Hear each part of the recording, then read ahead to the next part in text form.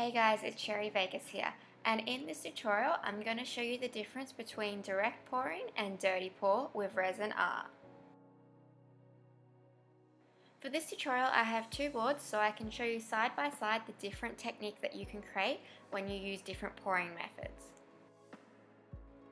The resin that I'm using for both of these artworks today is Just Resin, which I ordered online. I've already mixed up my resins, and today I'm using a white, a soft pink, a black, a grey and a little bit of gold. Now I'm going to be using the same colours for both pouring techniques just so you can see the complete difference with the same resins. The first pouring technique that I'm showing you is called the dirty pour. What you need to do to create a dirty pour is, with one clean plastic cup, you want to pour all the colours that you plan on using in your artwork into the cup, and then you want to pour that across the board. So some people like to give the cup a little bit of a swirl. I like to just pour it directly onto the board. It's up to you. Just remember, whatever color you pour into the cup first generally will mean it will be the last color to come out of the cup.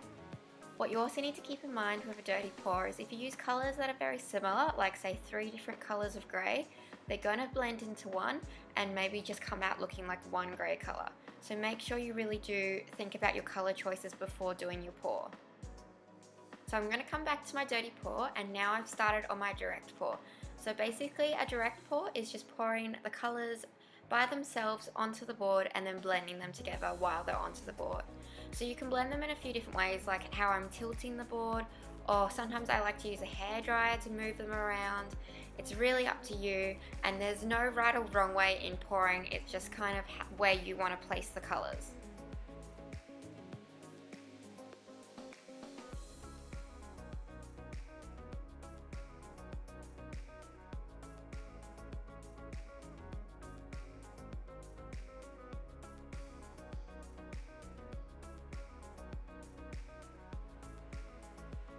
The advantage of doing a direct pour over a dirty pour is you get more of the solid color, as you can see the difference between the two already.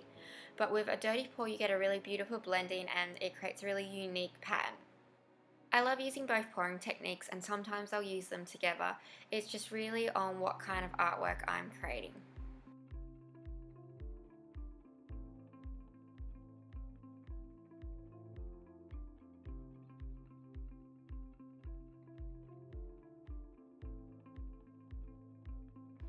So I'm using a new resin than what I normally use today. I just wanted to try something different. So this resin, as I said before, is from Just Resin.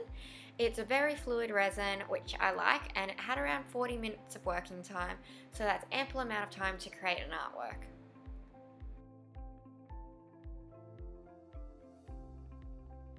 So there's no rhyme or reason on how I do my pours. I just kind of go with what I'm feeling and how I see the artwork developing. You've got to remember with resin, it's continuously moving until it sets. So you might have to keep adding and moving the board and changing it as you go.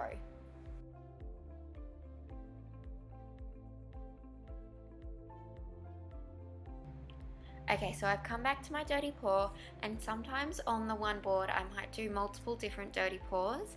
It just kind of depends on where I want to take the artwork. As I said before, there's literally like no rhyme or reason, and you're never going to know how the resin's going to flow or pour out. Like, you can't predict it. So it's best to just go with how the resin is flowing.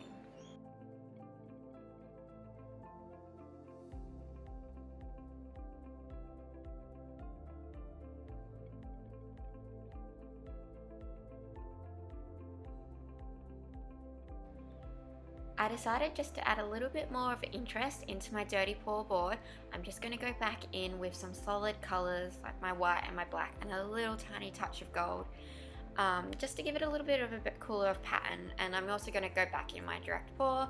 I continuously play with stuff, and sometimes I play with it too much and I end up losing such cool patterns, but then sometimes you just get it just right. But that is what makes resin so great, because you can never predict it and you can never replicate what you've made previously, and you'll never be the same piece. So, you know, if you have a resin artwork, it's going to be a one-off. Whenever I see little resin bubbles start to form, I like to just get my blowtorch and give the artwork a little quick torching just to burst any of those bubbles. You've got to make sure you get the bubbles when the artwork is still wet, because once it's dry you're never going to get those bubbles out, so don't even bother trying.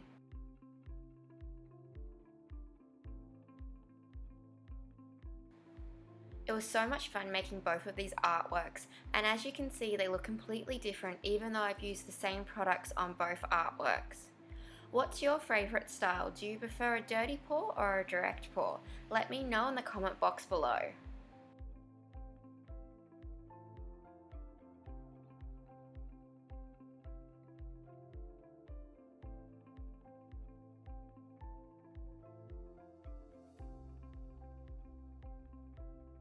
So I hope you guys enjoyed this tutorial, and if you're new to my channel make sure you subscribe because I post videos like this once a week. And if you like this video make sure you give it a big thumbs up, it really does help me out. And if you don't already follow me on Instagram, make sure you go and check it out. It's just Sheri Vegas. I've just started to post up some little short clips of flow acrylic and resin paintings that don't make it to my YouTube channel.